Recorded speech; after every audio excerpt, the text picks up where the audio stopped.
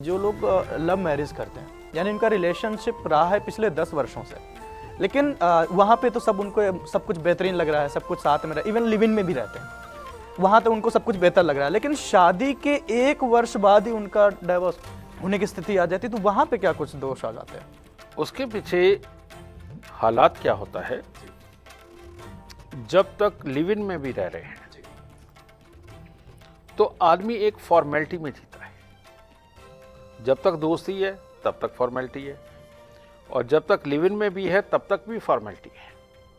समझिए ना, आदमी किसी न किसी रूप में अपने आप को अच्छा भी दिखाता है और कहना भी मानता है, कंप्रोमाइज। हाँ, समझिए। और जैसे ही शादी होती है और साथ में घर वालों की जिम्मेवारियां साथ में जुड़ती हैं, वहां से ये लिव इन में रहते कौन है? पहले तो ये बात है, लिव इन में वो रहते हैं बेटा जिनकी उम्रें ज़्यादा हो गई हैं, जो करियर सेट करने के चक्कर के अंदर या उसके नाम के ऊपर अपनी उम्र को ज़्यादा कर देते हैं और शरीर की डिमांड है, फिर वहाँ अट्रैक्शन पैदा होती है। वो जो अट्रैक्शन है शरीर की ज़रूरत पूरी करने के लिए वो लिव इन में रहते हैं, और लिव इन में रह के सिर्फ ज़रूरत पूरी करते हैं, जिम्मेवारियों में नहीं उतरते। और जब शादी करके जिम्मेवारियों में उतरने का खेल शुरू होता है, तब एहसास होता है कि अभी जो उसका स्वभाव है वो पहले नहीं था। अभी जो जिम्मेवारियों को पूरा जिम्मेवारी उठाने का जो एहसास है वो ये तब तो उठा रहा था, अब नहीं है। समझ गए? और तब उनको लगता है कि ये राइट चॉइस नहीं है, जबकि इसके पीछे का रीजन क्या है मैं वो बताऊं। जी बिल्कुल। जैसे जैसे उम्र बढ़ती है इंसान की आदत पक जाती है। आदत कौन सी? आदत होती है या तो चापलूसी की, या ऑर्डर देने की, या ऑर्डर सहने की, ये वाली आदतें, है ना। तो ये अपनी आदतों में पक जाते हैं। शादी के बाद सही मायने में 100% कंप्रोमाइज करके चलना ही पड़ता है, माहौल के अनुसार, या माहौल के अनुसार ढल के चलना पड़ता है।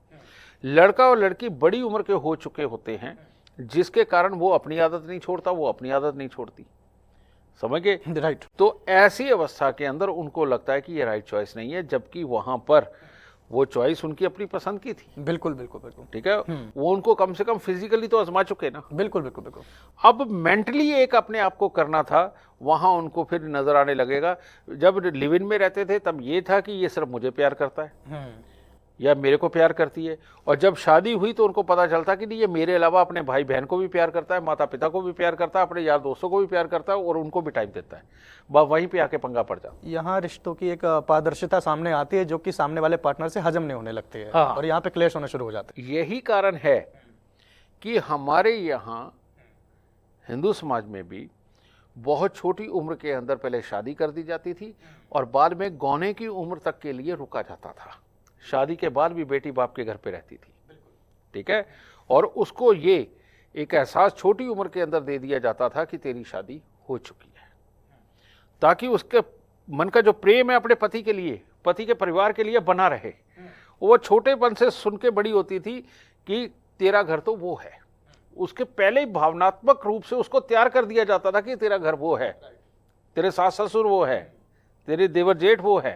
ठीक है, वो छोटे रूप में जब उसको तैयारी दी जाती थी, और उसके बाद गौने की उम्र मैच्योरिटी में ही होती थी, तब जब उसको भेजते थे तो बेटा डिवोर्स होने का कोई चांस ही नहीं था, सब खत्म हो जाता था। एक इमोशनल कनेक्शन हो जाता था। एग्जैक्ट। एक्सपेरिमेंटल की आजकल 10-8 लोगों को देखने के बाद आप डिसीजन ले रहे हैं, तो आप एक्सपेरिमेंट कर रहे हैं। आजकल तो 30 साल की उम्र में लड़के को और लड़की को नहीं पता कि उसका जीवन साथी कौन होगा, और तब तक इतनी आदतें पक जाती हैं कि अंदर कुछ उस माहौल के लिए भरा ही नहीं हुआ, और वो अपनी लाइफ जी करके अकेला रहने की आदत, अपनी चलाने की आदत, अपने तरीके से खाने की आदत, अपने तरीके से निभाने की आदत को पाल चुका होता है, जिसको बदलना बड़ा टफ होता है। ये कारण है तलाक का।